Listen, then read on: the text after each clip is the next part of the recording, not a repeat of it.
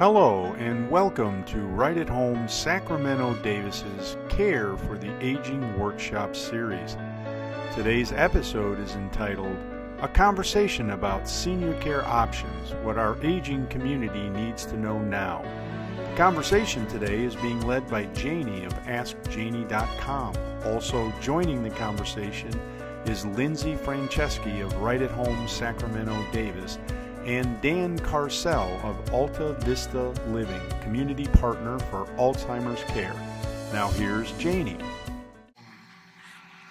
Hi, Lindsay. Hi, Dan. Hi. Thank you so much for joining me here today. Nice. As you know, we are going to be talking about care options for seniors. And being that you are a specialist, Lindsay, in the in-home care field, I have questions for you. And Okay. Dan, you're an expert in the assisted living board and care arena. I have questions for you. And then later, when we're done asking questions, I'll talk about skilled nursing and long-term custodial care there so that our viewers can tell what type of care we're talking about when someone says long-term care. Because as you both know, but maybe our audience doesn't know, long-term custodial care can be done in a myriad of ways. It can be done in-home, it can be in assisted living or board and care, and then it can also be done in a skilled nursing facility. So we want to just kind of clarify what can be done. So if it's okay with you, I'll just ask you a bunch of questions. Ask away. When I say a bunch, I mean just a few. I got it. And I have some notes that I might have to refer to. I'm becoming a senior myself. That's okay. So anyway, so Lindsay, can you tell us what a caregiver can do when we have someone who's at home? And I'll be a little more specific. I'm going to give you a couple of scenarios. Sure. We have a senior, say, who is just starting to show that they're tired of doing laundry. The daughter comes over and they might be wearing the same shirt because it's just too much for them to do laundry, or maybe making some meals or something like that. Can you tell us what a caregiver could do in a scenario like that? Absolutely. There's a whole range of things that we can do in the home, Jaynie. Starting from the light housekeeping, that's huge, right? It's a safety thing too, kind of preventative, keeping you at home. So dusting, mopping, we can wipe down the tubs and the showers. We can do laundry, change the linens on the bed, which is a difficult task for me, let alone a senior, right? And then there's things outside of the home. So just getting them out of the house, which is good for them too. Outings, doctor's appointments. We can do grocery shopping with them. Back into the home, we can do meal preparation, which is big, just prepping the food. We even do meal planning for some clients so that instead of Meals on Wheels, we can make some heart-healthy, fresh meals that we can put in the freezer so that even if we're not there every day, they've got something easy to heat up. And I know that those are good because a lot of seniors will buy Healthy Choice or one of those meals and put them in the microwave, but a lot of them are loaded with sodium. I was going to say, there's a lot of sodium in there. So we can make meals that freeze well and defrost well, but aren't loaded with it, but also have some taste. There's some out there that, there's maybe not as much sodium, but the taste and the quality is affected there. So whatever they really want us to make. So the basic level, is that called companion care? Right. Okay. So we do have two levels of care, companion and personal. Okay. So the companion care, all those things would be included in companion care? Mm-hmm. Okay. Absolutely. So the next level up, say somebody needs reminders, medications, or they have to have somebody call the doctor and refill a prescription or something like that. Can your staff do those things? Yeah, and that's really a part of the companion package as well. Oh, okay. So when you get into the personal, it's the hands-on stuff. The bathing, the toileting, the dressing, incontinence care, those kinds of things. But then again, all of the companion services that we provide are included in that price. Oh, okay. So what happens if we have somebody who's wheelchair bound and maybe has some dementia? They obviously can't stand to cook and things like that, but they definitely need reminders for medications or encouragement to get into the shower. Maybe they don't want to get in the shower. What kind of care is that? Is that like the higher level of care? That would be more of the personalized care. I mean, just because we want to put someone in there that even if it's currently not in the care plan, it may be something that they're going to need. They could be continent and then have an accident, right? We want to have someone prepared. Right. So then we are going to be doing the transfer assistance from bed to chair, chair to bed, or wheelchair in that matter. Okay. As well as sometimes just standby assist with the walker, make Right. sure that they're balanced. If they have poor balance, that we're there to steady them, in case there could be a fall. And medication reminders you mentioned as well. Right. That's huge. It's just making sure that they're taking the right day. Boxes are preferred in that case. Right. So then we can verify, have they taken their pills today? Make sure that it's the correct day and time. So for safety measures. I'm glad you brought that up. I'm going to ask you really Sure. quickly about that. So the medications, the mini-sets, does family do that? Does somebody like me, a geriatric care manager, do that? Are you allowed to do that? Can you explain that for us? Absolutely. So unfortunately, due to we are non-medical, we are not able to assist with the setting up of medications. Okay. So the preferred is that a geriatric care manager or a family member set them up with them together. Or another option that I love is the bubble packs, which Right. a lot of pharmacies are doing that free of charge now, which just helps. They look for adverse reactions, just in case you've got a new medication. So that is probably the most ideal way. A lot of people even will deliver them. Right. So they can get that right from the pharmacy. Right. You don't have to worry about the family coming and doing it or things like that. Absolutely. But unfortunately, to answer your question, we cannot set up the medi boxes ourselves. Okay. You mentioned going out and going to the store. Do they have to have their own car? Do they use the senior's car? How does that work? Whatever their preference is, really. We do charge mileage if it's in the caregiver vehicle. So if you have a running vehicle with insurance on it, that might be the better choice for the client, just because it's their vehicle, there's a comfort level, and then you're not paying the mileage. Right. However, for just less than $1 a mile, we can take you in the caregiver vehicle, which is also insured and registered, just to make sure that we can get them around whether they have one or not. Now, do your caregivers, if they're driving the senior's car, do they have insurance, or does the senior have to provide extra insurance for that driver? No. In fact, they are covered under their insurance, which is required by Right at Home. So Okay. we ensure that they do have current registration and insurance for their vehicle at all times. Okay. And then that covers the client in their vehicle, just like it would cover the caregiver driving their vehicle under their policy. Okay. Going back to, I'm still out and about. If they have to go to the grocery store, do they take the senior, or how does that work? Obviously, if the senior needs care, Right. say it's just companion care, they're okay, obviously, alone for certain periods of time. Right. Would the caregiver go out by themselves with a list? Does the family give money for that? Or do they take the senior and walk around the store with the senior? Right. How does that work? I think ideally, if the senior can go with the caregiver, that's going to be the best solution, just because I'm a big advocate of them getting out of the house, getting some fresh air and doing normal things. But if they weren't feeling up to it that day, we can certainly, and they're able to be alone, we can certainly have the caregiver go without. The way we've been handling that, because we also want to protect the caregiver and the client, right? Okay. Especially if there's cognitive impairment there. We don't want any he said, she said situation. So what we do is I'll purchase a Visa card, a gift card, Right. charge it to the client's account so it's theirs, Right. and then the caregiver can utilize that while they're out, Oh. since the senior's not there to pay. And then they review receipts at the end of it. Yes. The client will initial just to say these are all purchases that I approved, and then the caregiver will turn in the receipt to the office, and then we include that with the statement.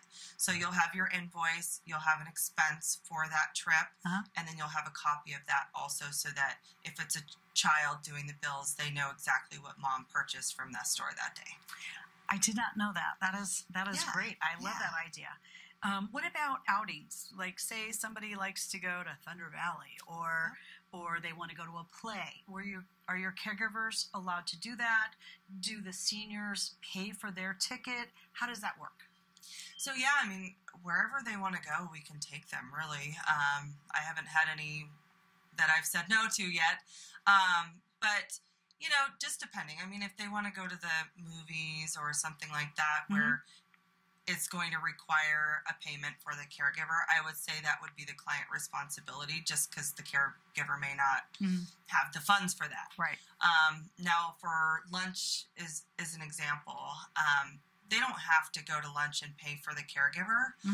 I think it's nice to offer, but they do bring their food separately. So I think it just kind of depends on the situation.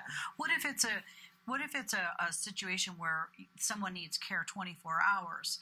Do you do that 8-hour shifts, 12-hour shifts? How do the caregiver get fed? Things like that. Do they get time for themselves? Can you explain that for us? So, yeah, I mean, mainly if they're doing 12-hour shifts, they probably can't be left alone, right? So we have opted to do 2 12-hour shifts in a 24-hour period. Okay. This helps with cost and reduces overtime, you know, for the clients and for ourselves paying out. They are to bring their meals to their shift. Okay.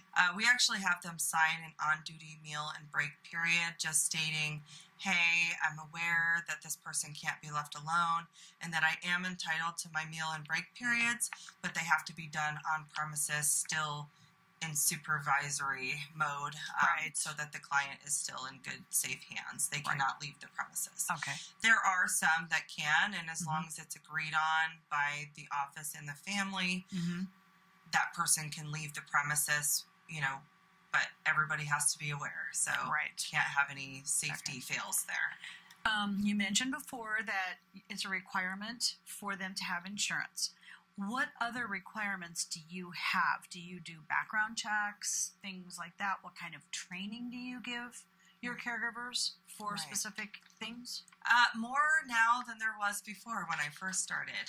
When I started home care over 7 years ago, it was a background check, 7 years, I believe.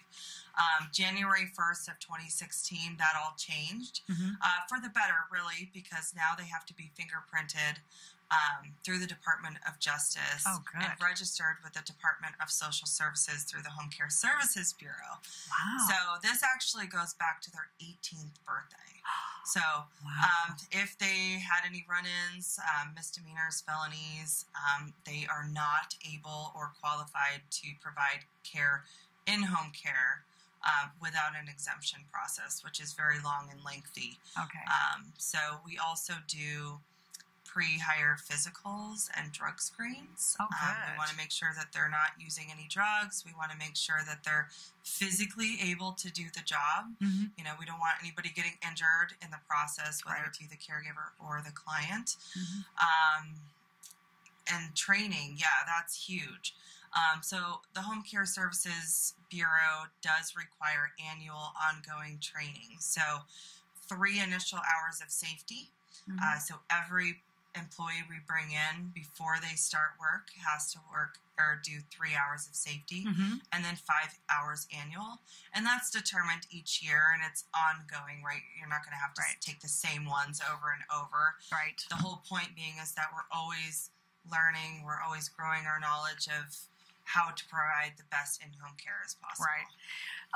As far as, say, somebody's coming home from the hospital and they have rehab, they have physical therapy, occupational therapy, will your caregivers work with PT and do ongoing exercises with that senior at home when PT isn't there? Because a lot of people think PT is going to come every single day. They only come a couple times a week. So in between their visits, what happens to the senior? Do they do exercises? Will your caregivers encourage them to do that? And I would say that is the key word, Jaynie, is encourage. There's a fine line of what we're able to do as a home care aide as far as physical therapy as well. But absolutely, we go kind of watch the routine to see what a good session looks like, as well as they usually give you the printouts. And so the big thing that we do, I think, is the encouragement part. Right. when PT's not there, it's hard to kind of have the get up and go to do it. It's hard, it hurts at times. So just being that friendly person to kind of push you a little bit harder and remind you of, I know this is hard, but this is going to help you get back to where you were before sooner. Right. And just kind of guide, maybe tell them what to do. Okay. But follow the regimen from the PT person. Okay. And to wrap up, who pays for this? I mean, is this something that Medicare pays for? Is this something that Medi-Cal pays for? The family, long-term care? How do you get paid? Right. So we are a private pay company. So we do work with them as far as a weekly e-check or credit card option, which waives any kind of deposit that we require. But we do work with long-term care companies and other nonprofits like Del Oro. Those are really great because they'll either pay for the care or reimburse our client who has had the policy. Right. And kind of a bonus there is if you have a long-term care policy, you have to submit care notes with the invoice. And so we'll actually do that part on our own. So you don't have to worry about it. Oh, great. We'll have the discussion, is there any ADLs that are required so that, our point being is that they're being reimbursed 100%. Right. So what do we need to do on the care plan to ensure that these ADLs are being met so that when we turn in the paperwork, they're reimbursing in full? Right. Really quickly, what are ADLs? Activities of daily living. Sorry about that. No, I know that's fine. That's fine. That's what we use in the business. That's in what the we biz, use. yeah. So what? Give me, say, 3 ADLs. Dressing, bathing, toileting. Okay. Yeah. And then a couple of others are ambulation, transferring, meal preparation, things like that. Yeah, and then there's instrumental activities of daily livings, which the housekeeping falls into. Right. Okay. All very important. Yes. It takes a village, right? Yes, it does. Well, thank you so much for that information, and I'm sure we'll get lots of questions. I'm going to shift gears. Great information. I've been in the business. I learned a lot. Good. I learned a lot too. I've been in the business for over 20 years now, and so for me, my passion is for dementia and seniors that have memory issues, and I want to make sure they're safe. So hearing that you do background checks and things like that that's really important. And the training, real quick for that. We do deal with people with cognitive impairment, and IPCED, which we call Right at Home University, has over 300 courses to help because every family is different. Right. So if we have a challenging Alzheimer's dementia case, we actually have them do the training prior just so that they have all the tools to be successful. Oh, that's great. So that's great. Just wanted to add that. Love that. I love that. So I know, Dan, we've known each other for a long time. I've known you for 7 years now? Yeah. So we've known each other for about 15 years since you've been in the business. And the arena that you're in is the assisted living board and care arena, which provides care outside the home, correct? Correct. So we have 2 different arenas, assisted living, which is large apartment style, and then a smaller residential, which we call board and care, which is in a small home in a residential community, correct? Right. Will you tell us about assisted living? What kind of living quarters and what does assisted living provide? Sure. There's kind of a continuum of care, right? Starting with the home care when people are still at home. And then on the assisted living side, we can kind of look at it. There's an area of assisted living called independent living, which is unlicensed. And oftentimes in one large building, you'll have independent living and assisted living. And the key difference being, if you're independent, you have an apartment and food is provided and housekeeping, but you're not getting hands-on care. When you start getting hands-on care from caregivers, that's when it's considered assisted living, and that's licensed. And so a typical apartment in an assisted living community would be like maybe like a single apartment that anybody might have. It's not typically, it would have a kitchenette, a small room, a bathroom. Sometimes there's 2 bedrooms, so it just kind of depends on what you need. And then there's studios as well. So there's options there. Sometimes we have couples, and other times it's just one person. Okay. And then tell me about a board and care. So board and care is going to be a home which is in a regular home, in a regular community, right next door to where maybe mom is living today. It's got the same license, the same training. The caregivers have to go through the same background check and things like that. But what happens is that here you have typically no more than 6 people, 6 residents living in a home. So the environment is completely different. The lifestyle is different. It's much more like living at home with care on hand. Kind of like living in a frat house or sorority, right? You got roommates. Yeah, you got roommates. It's for seniors. It's a nonstop party. Yeah, non-stop party. I like that. Yeah. That's the kind I need. Gotta make it fun. So you mentioned that the regulations and licensing are the same. Will you expand on that? Explain that, because a lot of people don't understand that assisted living, the big apartment style, right, and these small board and cares are. There's probably over the years, I've gotten the impression that there's a feeling like the large buildings are highly regulated and maybe a smaller board and care might be kind of loosey-goosey, and it's really not. They're both highly regulated, and so there's a lot of training. Like I said, it's exactly the same. So the hours of training for each type of building are exactly the same. They have to follow the same rules. Exactly the same rules. So I have a question for you, because you've been an executive director in large assisted, you've been an executive director for hospice, and you've owned board and care homes. Yes. So and you've administrated for them. Right. Why is it that you can do just about everything in the small, and when we go to a large, a lot of times they say, nope, we can't do that.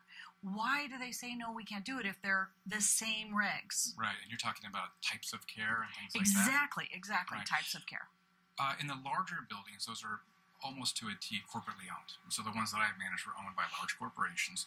And so there's a spectrum of what you can do, what's legal and under the regulations, but then you have the corporate policies on top of that. Oh. And so for many corporations, you're going to have a whole list of things that may or may not fit into what the company wants to do or is really capable of doing.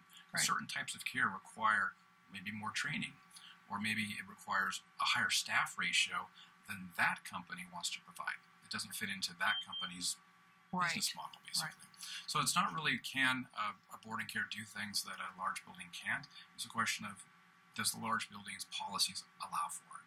But they could.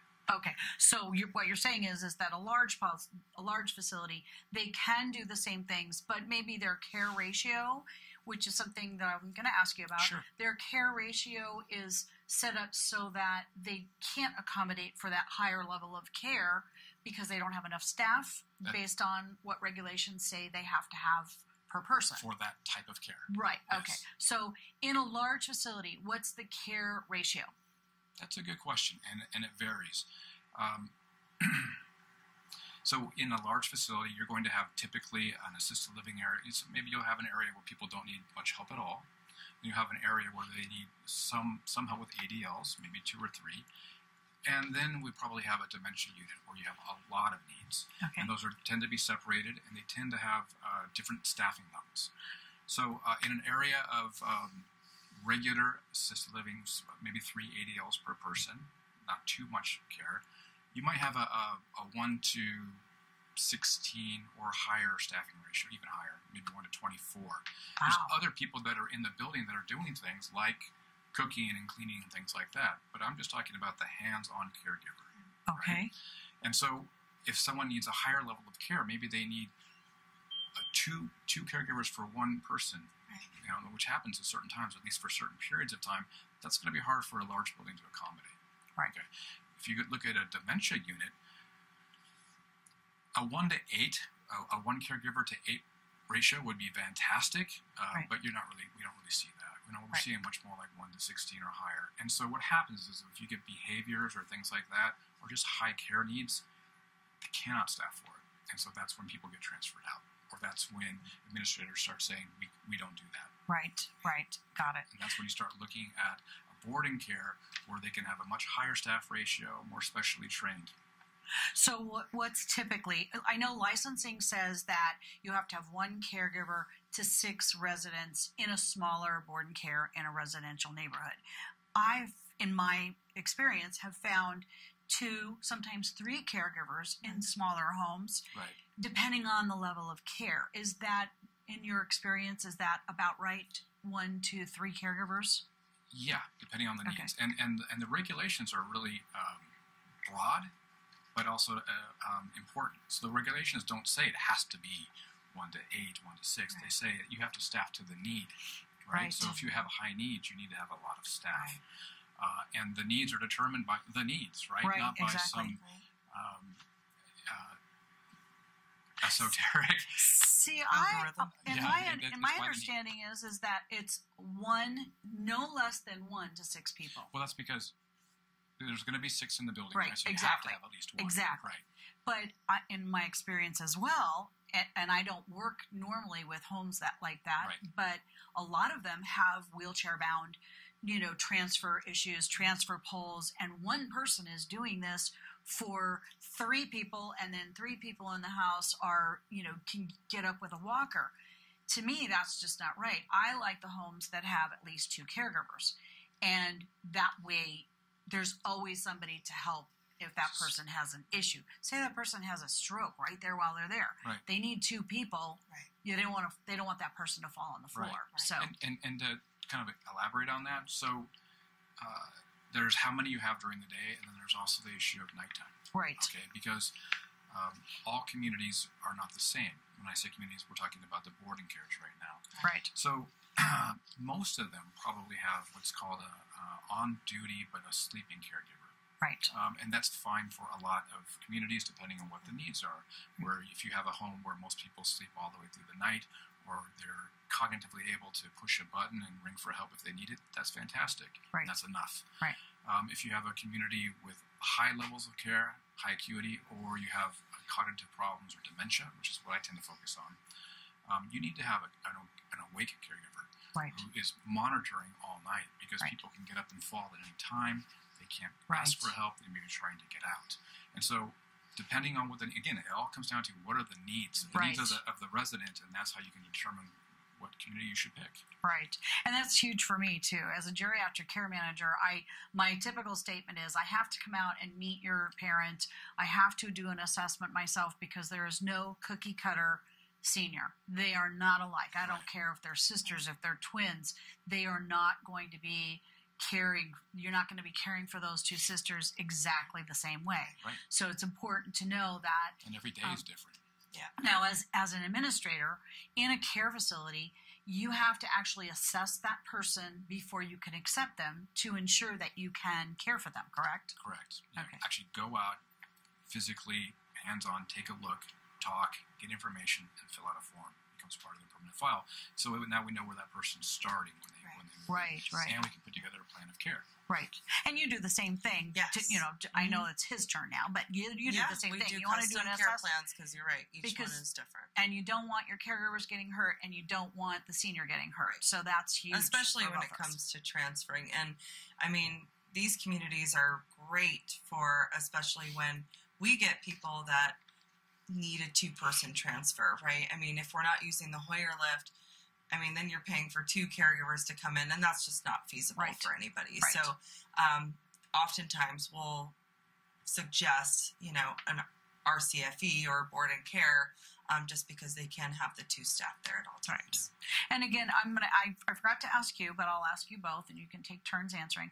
What about in a hospice situation? I know that you could do hospice at a board and care and at assisted living, and basically that just means the hospice agency, who's paid for by Medicare, comes in and oversees and manages that patient in your facilities, in the large and the small facility. But at home, they come in and they manage and they work with the family, with the geriatric care manager, tells the caregivers, how often to turn them and stuff. How do you deal with hospice in home and medications? So again, due to being non-medical, we can't actually administer the medications, but hospice is great. They'll teach the family. They'll leave pre-dosed syringes so that it's really easy for them, kind of takes any questions out of it. Yeah. But again, they are there for a short period of time, and as much as family wants to be there every second, I don't always know that that's the best thing for them to take it all on by themselves, right? You still need to sleep. I think us in particular try to protect the quality of the time that they have left, right? So we want to do all the other things. We want to be there by their side anytime. Right. So, and can go away if family comes and wants to visit, but otherwise are there to turn every 1 to 2 hours. Right. Make sure their mouth is moist. Right. Do they need water? Are they at that point? Yes. Just really making sure that they're not getting skin breakdowns. Still doing the things, brushing the hair, brushing the teeth, still doing those ADLs that they need, and even more so just because this time is so precious and important. Right. Not only to the client themselves and their dignity and their life, but their families. Right. And just knowing that they're doing everything that they can to give their loved one the best quality of life all the way up until the end. Right. But not always feeling like it's all on them too. Right. So.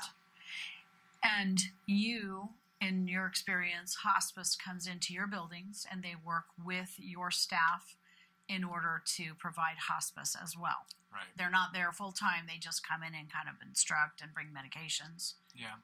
In my experience, first of all, I did run a hospice agency. So, there's a special place in my heart. Me for too. hospice. I know, me too. Just a definite special place in my heart.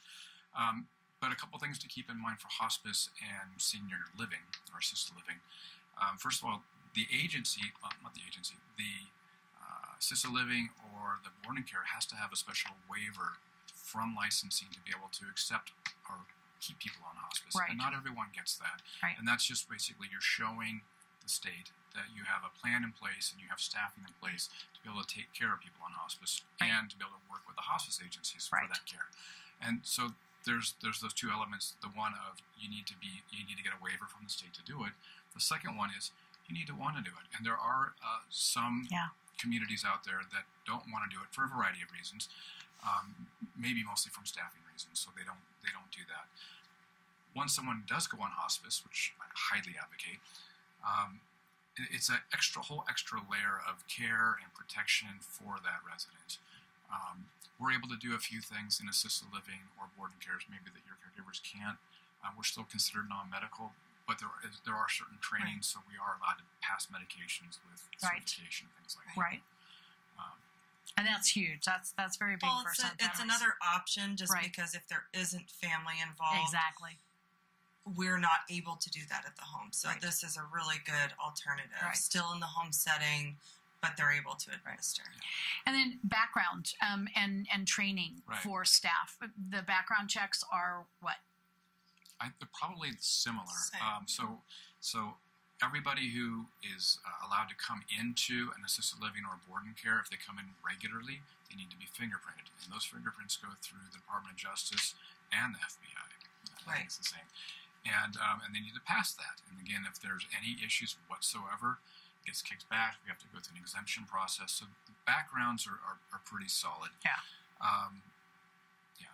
That's good. And that's just the feel-good part of it, right? These people are good quality people. They haven't had run-ins with the law. They're not getting arrested. And even if they do while working for you, they flag it. So that's the whole point with the lifespan is that they flag it. Stay on top of it. Right. And they let you know. Okay, now I can't work this person, but for good reason. Right. And that's important for me as a geriatric care manager to know that the background checks, because I know that there are some people who just put an ad on Craigslist and say, I need somebody to take care of my mom. Right. I'm like, no, you don't want to do that. I always work with agencies that are licensed, bonded, insured for several reasons. And the same with assisted living. When you say that, can I jump in real quick? Sure. Because I'm bound to forget in about 2 seconds. Okay. So if someone was to go online to Craigslist and just grab the caregiver, right, as opposed to maybe calling you, no background check, no required training, right, and that's a big thing. It's that's training. huge. And we're required to do training as well. So right. I think it's very important. Well, and I always remind people too. I understand the obvious benefits of it, right? You pay less, that the caregiver gets more. But what not a lot of people realize is that just like we're we have to have liability insurance, workers' comp insurance, so that there's an injury. So, I mean, assets are on the line if you don't have someone that has these, just because you never know what could happen. Absolutely. And I tell my clients all the time when they're talking about hiring a personal private caregiver, I say you need a lot of homeowners insurance, because trust me, if that person injures themselves, they're going to own your house or your mom's house or whatever. So you want to make sure that you either set them up and you become their employer and set up employee taxes and workman's comp and all of that, which is then going to turn out to be paying the same as if you use an agency, and it's much easier for my clients, and I really, highly recommend. I can't remember in the past 10 years, maybe 2 clients who have chosen to do it themselves. And, I can't force them. You can, lead a horse to water, but you can't make them drink. So, well, there's the reliability part too, right? I mean, if you have a private caregiver and they call in sick, or maybe they don't call in at all, you're kind of just on your own. So, I mean, for us, we'll send someone no matter what, right? I mean, no matter what, we're filling that spot. So even I've kind of suggested to the families that even go the private route, it's still probably a good idea to have a home care agency. Yes, you might have to pay more on those days, but you're not without care, which is at the end of the day, the most important thing. Exactly. And sometimes, finances, sometimes you have to do something, or maybe the person qualifies for in-home supportive services, which is another basket of caregivers. But sometimes that's what the family can afford, and then family members pay for an agency to come in on the days when in-home supportive services isn't available. And, if you're in a crunch, you kind of just do what you need to do. And, we're here. We're available as an option. Right. So. And I like the fact that with in-home care especially, that in your business, that if a caregiver doesn't show up, you can send somebody out. And the senior's not going to be left alone. Right. That's we huge work for me. with people get sick, family emergencies come up, but we've always got somebody else. Exactly. No matter what. And in your case too, I mean,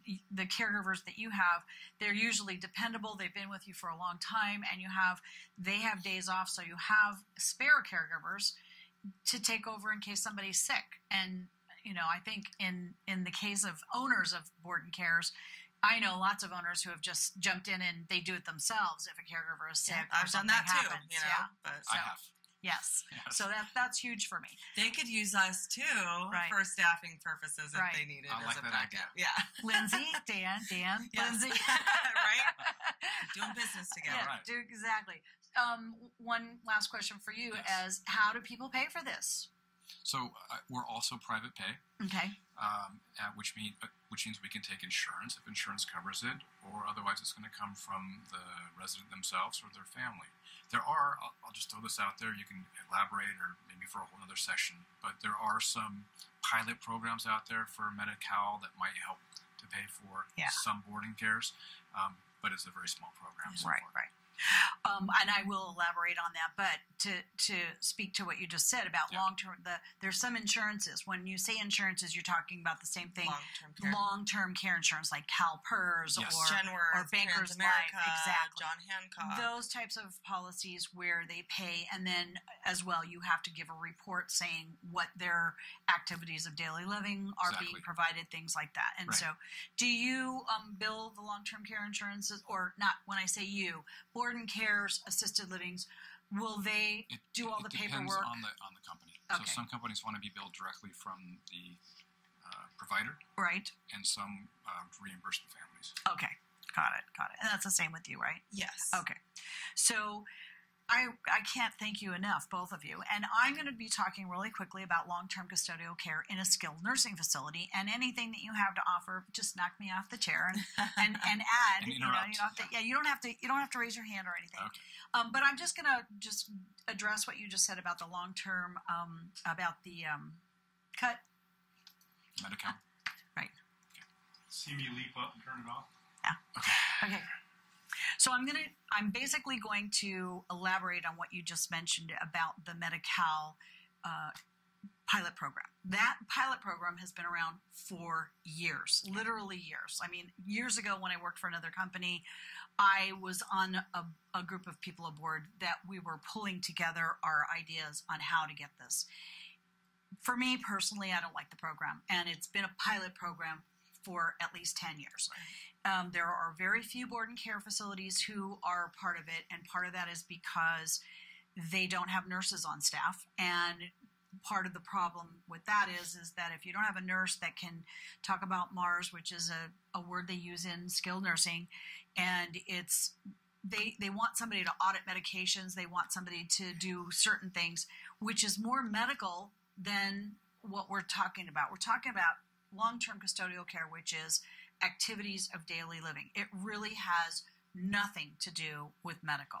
Even if you pass meds, that's not a medical need. A medical need, and I'll ask you this question too, a medical need would be a breathing tube, a feeding tube, injections, an IV, things like that.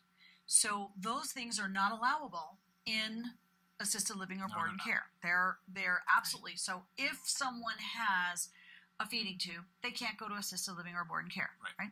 They can be at home, but your caregivers can't do it. Right. Family members have to do the feeding. Right. Family members have to do the suctioning because those are medical needs, which is ironic because a family member can be trained to do it and take care of it. But it really should be taken care of in a skilled nursing. Sure. So someone who is a senior who has those types of things, they really need to be in skilled nursing. Right. Now, skilled nursing is long-term custodial care, but typically if you have one of those needs and you live in a skilled nursing, it's not where people go and they think they're going for rehab. It's the other side of the building, and typically there's 2 or 3 people, sometimes 4, living in one room, and financially they'll take your money, they'll take private pay, but typically it's the people who don't have the money for in-home care or for board and care or assisted living. So it's a Medi-Cal issue where they apply for state funds to help pay for them to be in those facilities. So a medical need or inability to pay privately because, just ballpark, what's 4 hours a day, 5 days a week? What would that cost? At least $100 a day. For assisted living and board and care, lowest level, I mean, I found rooms for $2,500 for a shared room, as high as $7,000 a month, right? About right. Okay, for assisted living, board and care. In the skilled nursing, if someone has a breathing tube, a feeding tube, injections, IVs, you're probably looking at about $8,000 to $10,000 a month easily, and that's in a shared room. That's not in a private room. Those types of patients also can be in those rooms under Medi-Cal. And that's basically they're indigent. They don't have any funds. Whatever Social Security or general aid they get goes directly to the facility, and then Medi-Cal, the state, pays for the rest. If someone can't afford, and it's not a medical need, if they can't afford to live in a board and care, which is probably the lowest of the long-term care financial for arrangements 24-hour care. For 24-hour care. Mm-hmm. They can live in skilled nursing under long-term custodial care on the long-term custodial care side. Now, there are long-term care policies that were written 20-something years ago that only pay for skilled nursing. Right. So they can't go to a board and care. They can't go to assisted living. They can't live at home. They will only pay for somebody to live in a facility like that. And it's really important because what I find just, historically with families is they don't know what the policy really entails. Right. We've also had issue that they think they have like full day coverage and it's really $40 a day, which is, barely taking a chunk off. So it's really important to kind of know what you're buying into, especially if you're a younger person just buying it now, make sure that you're giving yourself options. Because a lot of these people are finding that they probably just went with a cheaper option, but their options are very low. Yeah, and I agree with that. I have successfully in the past gotten long-term care companies to pay for assisted living or board and care because they are basically the same. They do have a nurse. You have to have a doctor's order. Right. You know, and if you have save them money too. Right, and save them save them money. So, and I can't do that on all cases, but as a geriatric care manager, I can look at somebody's policy and I can decipher what they can afford and help guide them in the right direction.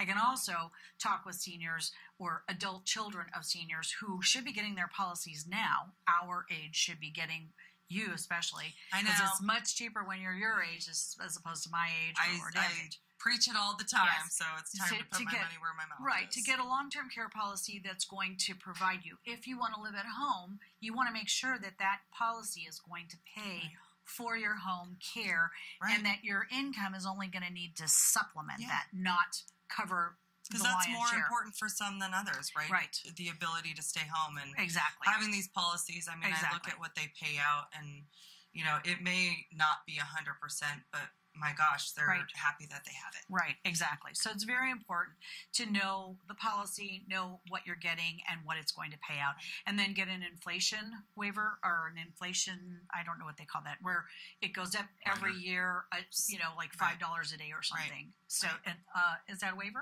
Rider. That's the word I needed. Yeah. An inflation rider, so that it increases as you get older. That increases on a daily rate. So I bought young, and I've got smart. I got a nice policy. So anyway, people are wishing they had. Yeah.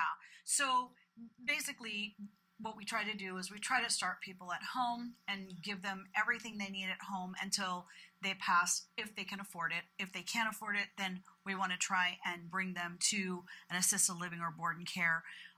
My concern about bringing somebody to assisted living is typically by the time we're leaving home, they really need a smaller residential care. Can you just, I hate to go back to it, but can you tell me, like, the ideal person for an assisted living would be someone who what?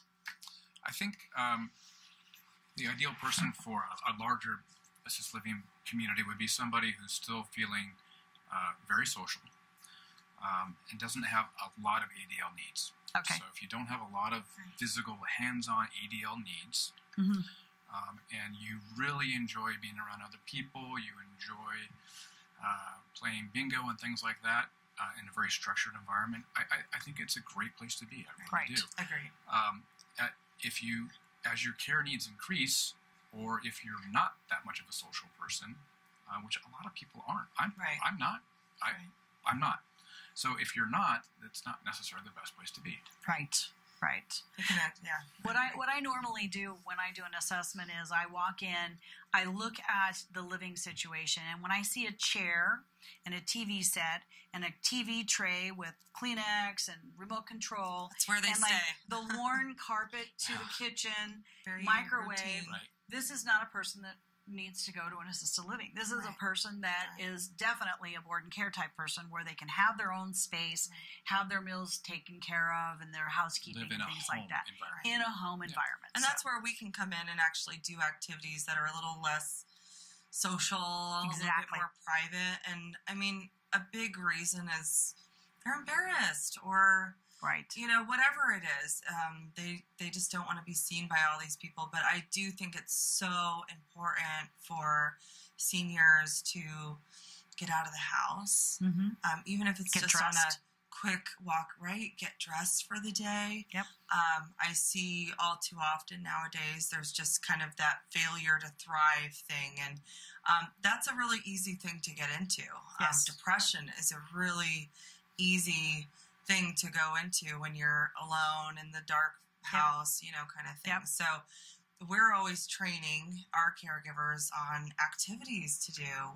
How do we encourage them in a way that's going to resonate and get them to live, right? I mean, we're not just here to provide care in the home. It's about providing quality. Right. And I think when I say it takes a village, I mean, it really does. Whatever state or, you know, where they need to be, it's adding that quality to their lives. I agree. Yeah. Well, I think we've kind of covered just about everything. Is there anything that you guys want to know from me? No? Care? I think we're good. I think we covered everything. If there's questions, please let us know. We're willing and able email to us, call us, answer whatever. anything, whether it's in-home, geriatric care managing, and board and care assisted living. So thank you. Yeah. Thanks so much. Thank you so Jaynie. much. Love you. All Nice right. meeting you. You too.